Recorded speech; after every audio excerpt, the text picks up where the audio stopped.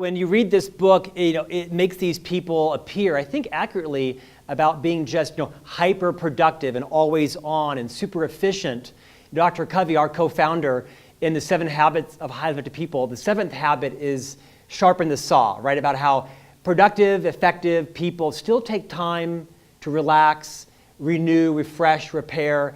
Do you find that any of these presidents were ever off and they did that? Did they have much personal time for reflection and renewal?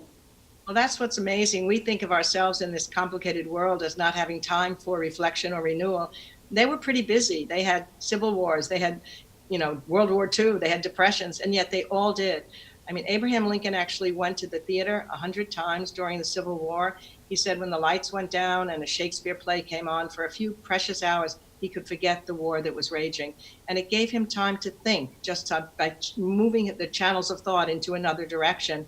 Teddy Roosevelt actually exercised 2 hours every afternoon in the White House, a raucous game of tennis or a hike in the wooded cliffs of Rock Creek Park, or a boxing match or a wrestling match. And somehow that relaxation allowed him to think more clearly.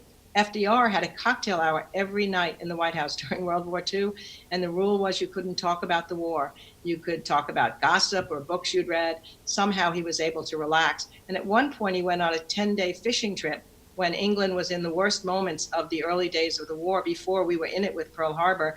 And while he was on that fishing trip, he came up with a whole Lend-Lease idea, which allowed us to lend our weapons to England and all of our allies later. It was like a brainstorm because he was away from it. Lyndon Johnson is the outlier here. He never really could relax, and I think that's what wore down his energy in the long run. I remember when I was with him at the ranch and we were in his swimming pool, I would think we're going to exercise, but instead the pool was filled with floating rafts, with floating telephones and floating notepads so that he could work at every moment. He didn't want to go to the movies because he couldn't talk in the middle of the dark. So in a certain sense, I see my other guys were able to do that. And Lincoln also had a sense of humor, and he could relax by telling funny stories. He said that it would whistle off sadness. They had extraordinarily different ways of doing it, but I think it each elongated their possibilities as a result.